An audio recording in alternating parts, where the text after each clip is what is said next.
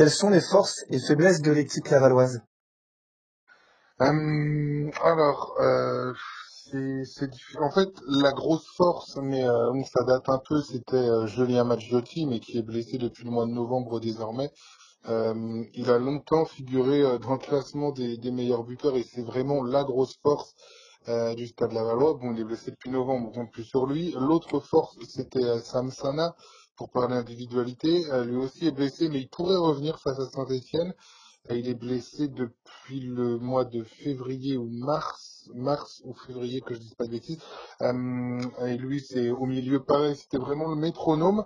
En ce moment, si on continue dans les individualités, la vraie force, c'est Jordan Adeoti, notamment. Un Jordan Adeoti retrouvé, trois poumons au milieu du terrain, de l'impact, des courses vers l'avant, un milieu box-to-box. Vraiment, on avait oublié qu'il avait ces jambes-là, qu'il avait ce volume de jeu. Même l'entraîneur est surpris de tout ça. Euh, Sinon, la force, c'est un petit peu le caractère du groupe qui s'est montré. Il y a quand même 2 victoires sur les 3 derniers matchs, donc 2 victoires à domicile. Le but, c'est d'enchaîner clairement face à Saint-Étienne.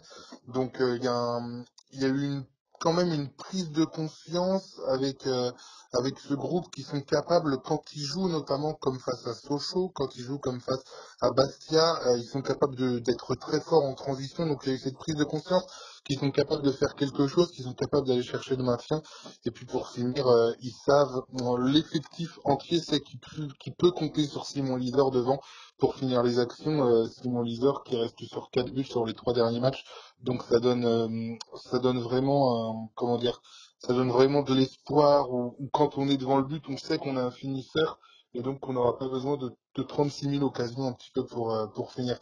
Donc il n'y a pas vraiment de grosses forces et surtout des individualités mais qui ne sont plus là, Maggiotti et Sana, et c'est pour ça que clairement le Stade Lavallois est descendu aussi bas. C'est à partir du moment où ces 2 joueurs n'ont plus été là, ça a été très difficile.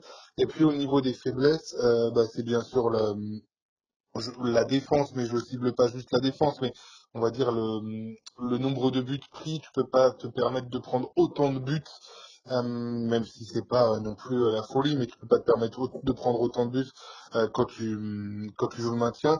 Tu peux pas te permettre d'avoir une série où tu ne gagnes pas pendant 7 matchs, où tu as gagné une seule fois pendant 9 matchs sur les dernières semaines, là, sur les derniers mois. Clairement, quand tu joues le maintien, tu peux pas te permettre ça. Donc vraiment, c'est la grosse faiblesse de ce Stade Lavallois a été cette série noire. Sinon, tu as un groupe assez homogène, euh, enfin des titulaires assez homogènes, mais par contre, autre grosse faiblesse, c'est le banc. Et on se fait la réflexion tous les week-ends lorsqu'on voit les joueurs qui sortent du banc, et ce sera encore le cas face à Saint-Étienne, quand on voit les joueurs qui sont capables de sortir et de remplacer. Le Stade Lavallois n'a pas ça. Le Stade Lavallois a un banc très limité.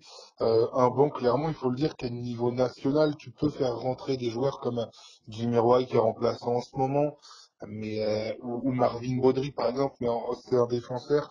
Mais voilà, c'est vraiment ce banc de touche qui est trop limité, un effectif on va dire trop limité par rapport à ce qu'il faudrait en Ligue 2. Et on l'a vu, dès que tu as des blessures, dès que tu as des suspendus, c'est difficile de tourner.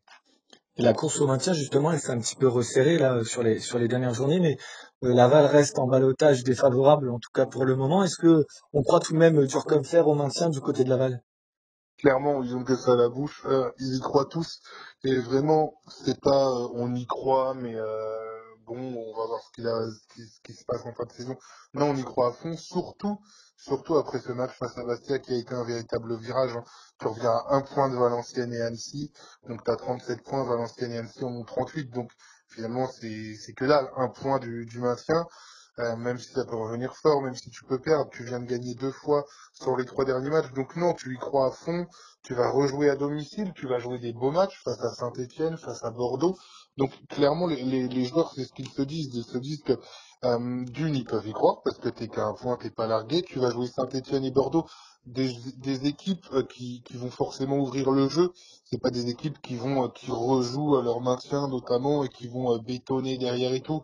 Je pense que Saint-Étienne en plus n'a plus rien à jouer. C'est une équipe qui veut se montrer offensive et tout. Donc c'est dangereux, mais il y aura aussi des espaces, c'est ce qu'il faut se dire. Bordeaux, pareil, jouera sûrement sa montée face à Laval.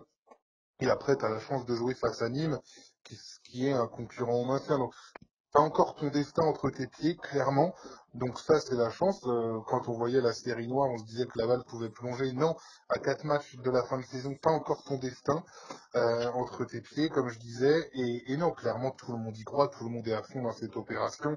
Et notamment après cette victoire face à Bastia. Enfin, de toute façon, je pense que jusqu'à Rodez, qui compte 41 points, même si pour eux c'est plus simple, enfin, il y a rien de joué, quoi. Tout le monde va être dans la bataille et je pense sincèrement que le maintien se jouera entre Valenciennes, Annecy et Laval pour la place de 17e. Donc tu as 3 équipes, bah faut juste éviter d'être cette équipe qui va descendre. Et tu t'es plutôt bien repris et ça offre une fin de saison palpitante. C'est ce que les joueurs disent en vrai. T'as ton destin, t'as une fin de saison folle, des matchs de gala, un Stade Francis Le Basser qui va être plein à craquer face à Saint-Étienne. Donc non, ils voient plutôt ça comme une fin de saison excitante à jouer. Ils préfèrent le prendre comme ça et bien sûr tout le monde est concerné. Et quel regard tu portes sur la SS et sur la saison globale des Verts? Bah, je pense un petit peu comme tout le monde, une saison on peut pas parler de saison, enfin, on peut pas parler de saison ratée vu la deuxième partie de saison qu'ils font en boulet de canon, mais on peut dire, enfin, moi, personnellement, euh, que j'espérais bien plus de cette équipe et elle montre finalement qu'elle pouvait faire beaucoup mieux. Après, voilà, je suis un petit peu Saint-Étienne, mais j'ai été le premier défenseur de Laurent Batles, notamment lui laisser du temps. On a vu des équipes parfois se maintenir de justesse ou finir dans le ventre mou, et la deuxième saison fait un truc en boulet de canon. Et je pense que c'est bien de laisser du temps à Laurent Batles pour pouvoir ensuite tout simplement capitaliser là-dessus et réussir à faire perdurer quelque chose pour la saison prochaine. Et je pense vraiment que si ils arrivent à garder un socle de joueurs important, Saint-Étienne, vraiment l'année prochaine ils vont être très forts. Mais cette saison, faut qu'ils restent sur leur dynamique de la deuxième partie de saison. T'as vécu une catastrophe industrielle, enfin le club est, voilà, je connais pas tous les dossiers du club, mais tout n'est pas facile. Mais je pense vraiment qu'il faut oublier cette première partie de saison difficile, que peut-être ça a fait du bien à tout le monde de voir que bah en Ligue 2 c'était pas si facile et que pour jouer le maintien, enfin tu pouvais jouer le maintien même si tu étais Saint-Étienne et que on l'a vu et notamment en national l'année dernière par exemple des équipes qui finissent très fort le championnat, souvent elles rattaquent très fort la saison suivante. Donc je pense réellement que ça, pour Saint-Étienne, ça va être le cas. Après, évidemment, tu vas avoir un mercato, tu as des prêts, je crois, des retours de prêts, des choses à gérer. Mais non, vraiment pour Saint-Étienne, je pense que cette saison aura fait du bien. Ça aura permis de travailler plutôt sereinement. Et le fait, j'étais plutôt étonné que Laurent Batles reste en poste, pardon, et je pense vraiment que c'est une bonne chose pour la SSE. Et, et voilà, et pour le championnat de Ligue 2, malheureusement, je pense que tous les supporters préfèrent voir Saint-Etienne en Ligue 1, mais pour le championnat de Ligue 2, enfin, on le voit, par exemple, à Le Basser, c'est la première fois qu'il y a un tel engouement cette saison pour venir voir une équipe, parce que bah, c'est Saint-Etienne, c'est historique et ça fait venir du monde, quoi, même si c'est que la Ligue 2.